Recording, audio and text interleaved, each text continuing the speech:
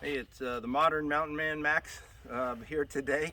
It is December 26th. My wife and I came up Christmas Day and kind of set up camp and unloaded a bunch of new implements that I got for our Bobcat. And we started knocking down a few trees. So our first thing we really desperately need is a storage building for all the equipment we've got strewn around all over the place here. So that's job one this weekend. So we've cleared a site here for a building, a small building, and I'm going to make a pole shed for the Bobcat and the Ranger. And so what I'm going to do is make like a shed roof on it. It'll be 10 feet high on one side, 8 on the other, and then we'll continue that roof on later to cover up our actual Bobcat and our Ranger. But so what I did was to facilitate this process, I prefabbed part of my building back at the shop at Traction Dynamics, where I had level ground and concrete and electricity and all that. So this is the 8-foot high wall. The 10-foot wall I couldn't build because I couldn't get it down the road. This is the foundation here, and in my normal high level of genius, I made this building so that the foundation fits inside my dump trailer here, so I can move this building in the future once we get our house going up on top of the mountain. If we want to move the building, we can.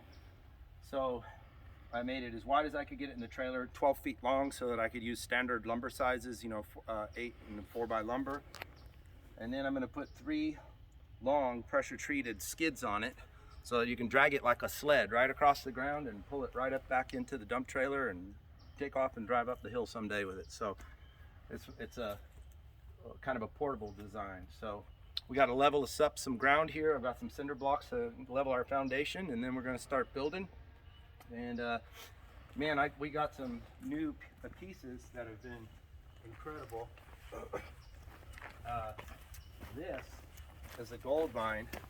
It's called a trailer spotter. You just drive up to it, grab it, and you can put any ball mount on it you want and just drag your trailer. So right now this would have been very difficult for my truck to get in here, and the Bobcat can actually articulate on its own axis. So to maneuver a big heavy trailer, this is a 14,000 pound dump trailer, so I've just not got that much weight in it right now, but to articulate and move, the Bobcat was the bomb for that.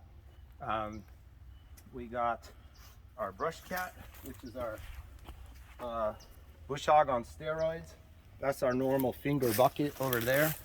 This gizmo here is called a land plane, and this thing lets you groom soil. So it's kind of like a drag box, like you might see for a driveway, but it's got a pin you can pull, and these nasty spikes drop down in the ground, and you can scarify the ground with them, break it up, and then plane it smooth.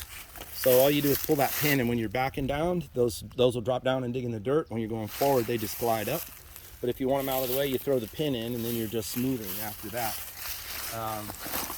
This is called a tilt patch, and this lets you articulate an implement 15 degrees either way. Now in the case of me, I broke this in the first 4 minutes I was using it. I ripped the hoses off of it, so I gotta go to the dealer in Chattanooga tomorrow and get some parts for my hoses. Unfortunately, this hose guide was supposed to be, this is its like transportation position. You're supposed to pull this off and attach it to the machine. I didn't do that, and when I went to tilt it, the hoses were in the wrong place and just ripped them right off. So yay, tear that up. That's our Ranger. We call him Ranger Smith. This is a hydraulic grapple. This thing, you can just grab piles of junk, whole trees, anything. You can come over and look this way. So these big gnarly claws lift up and close like jaws.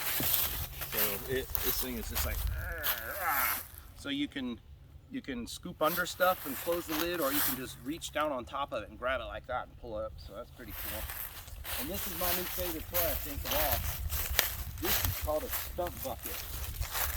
This thing, you basically come up to, we worked on some stumps last night, trees that were 12 inches in diameter. You go up to one side of the stump, and dig a slot with those teeth, and then these nasty teeth right there rip through into roots on that side of the stump. You do the same thing on the other side of the stump, and you just kind of point it down and ram it right in the middle of the stump, and then lift the bucket and lift the arms and keep repeating that process until eventually the stump just pops out of the ground, falls over on its side. It's unbelievable.